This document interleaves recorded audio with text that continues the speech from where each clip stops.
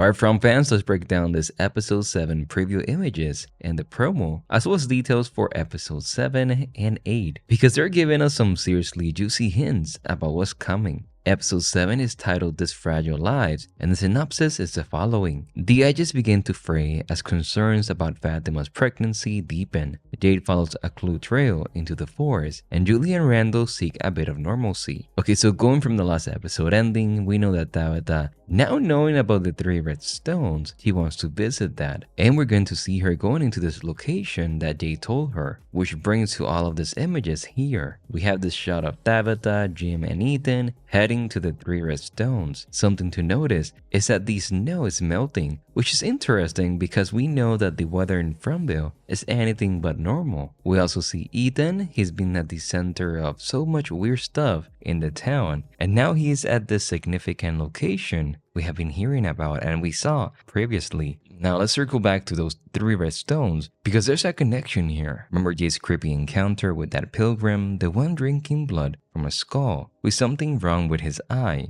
The series is telling us a story that we have to piece together. But in what order? I mean, think about it. Miranda was painting pilgrims before she ever arrived in Fromville. She saw them in her visions, just like she saw these 7 stones back from the 2nd season. Now Jade's seeing the exact same elements in a way.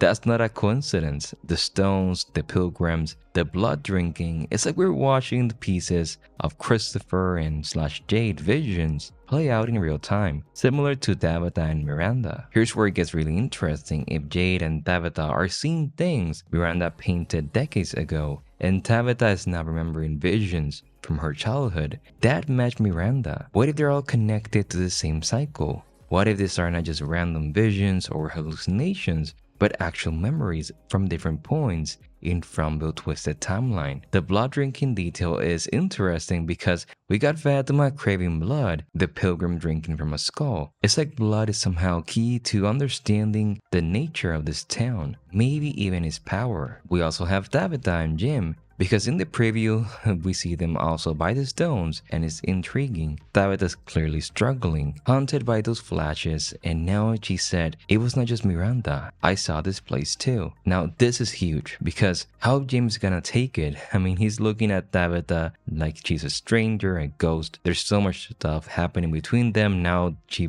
brings this to him, so... This was a dream I had, over and over. Tabitha even says, dream I had over and over. So whatever it is with Tabitha having the same nightmare, I know a lot of you are saying Abby had nightmares when she was a kid.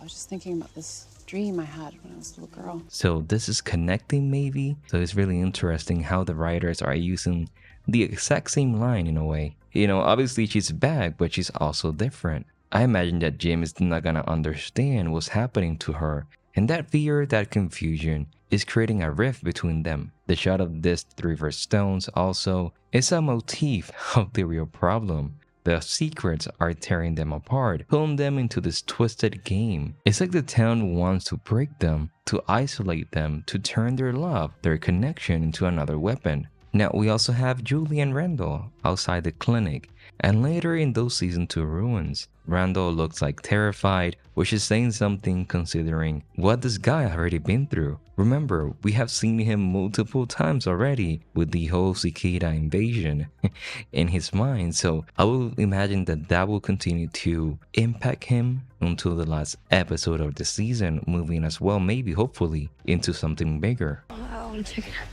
Stop. You feel it?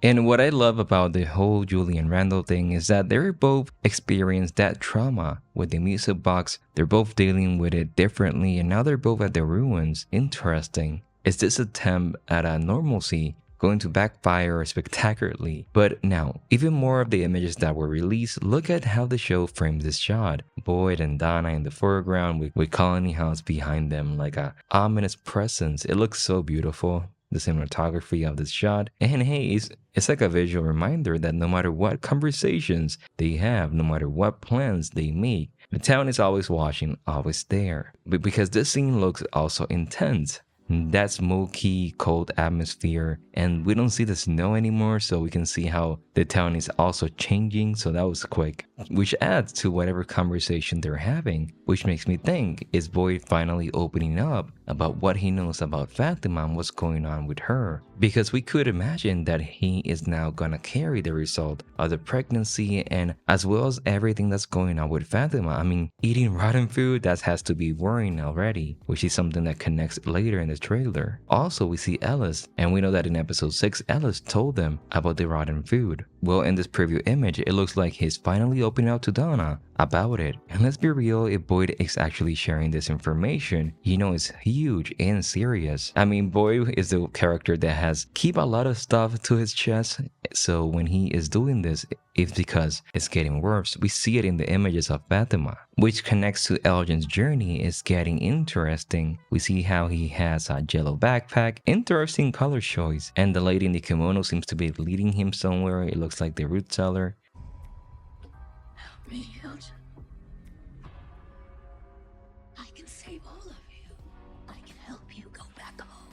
Remember, this lady in the kimono promised to help everyone go home. That usually comes with a price. Connecting to Elgin, what is gonna happen between Elgin and Fatima going from that image? Which, speaking about Fatima, oh Fatima, she's looking pale, still eating that rotten food. And poor Ellis is watching his wife go through this nightmare. But look also at the Queen Telly being an angel. It looks like T. Even in the darkness, there's still some light. And I think that's what Tilly is. She's a light in the darkness. So hashtag I love you, Tilly. I feel bad that my theory was that she was a mole because of the 4 and 7. So seeing everything that she has done this season, there's no doubt that this was a red herring and it was just to mess with my mind. So yeah, Tilly is not a mole. She's a really good person. We also see Mariel checking on Fatima because from the trailer we see how Boyd is telling Kristi, hey, figure it out. Maybe figure out what we're gonna do now? I don't know what we're gonna do. I don't know what's wrong. Then figure it out!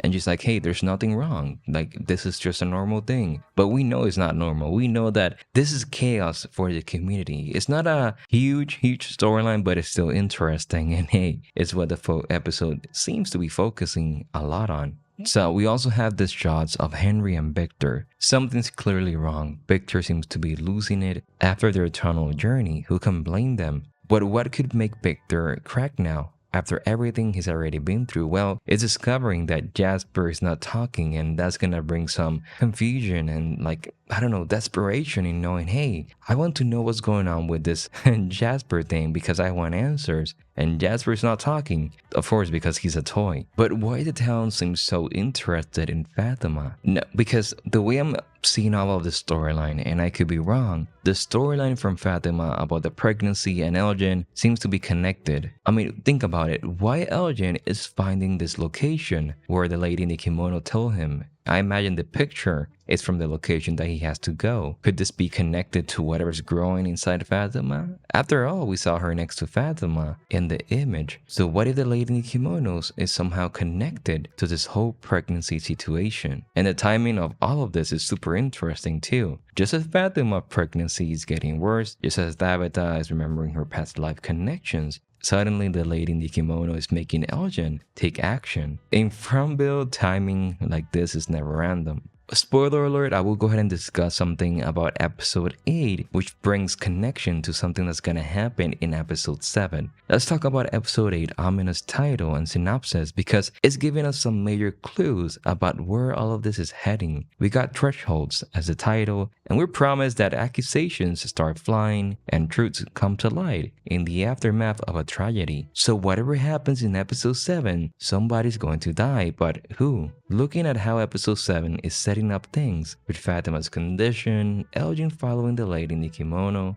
Julie and Randall heading to the ruins, and Victor losing his grip, this tragedy could come from any direction. But my money is on whatever's growing inside Fatima, finally revealing itself. Think about all these pieces. Tabitha remembering her past life as Miranda, Jade following clues that match Miranda's visions, and Victor starting to crack, just as all those old secrets are coming to the light. It's like the town is building towards some kind of breaking point, a threshold if you will. And those accusations the synopsis mentions, everyone got secrets, and it looks like episode 8 is when they all come tumbling out. What kind of tragedy could be big enough to finally force all the secrets into the open? And most importantly, will this this truth coming to light help our survivors or just give them more reasons to be afraid? Also, when Julie is in the ruins and she says, do you feel that something bad is here in the ruins, which connects to where the music box was? But what are your theories about the lady in the kimono?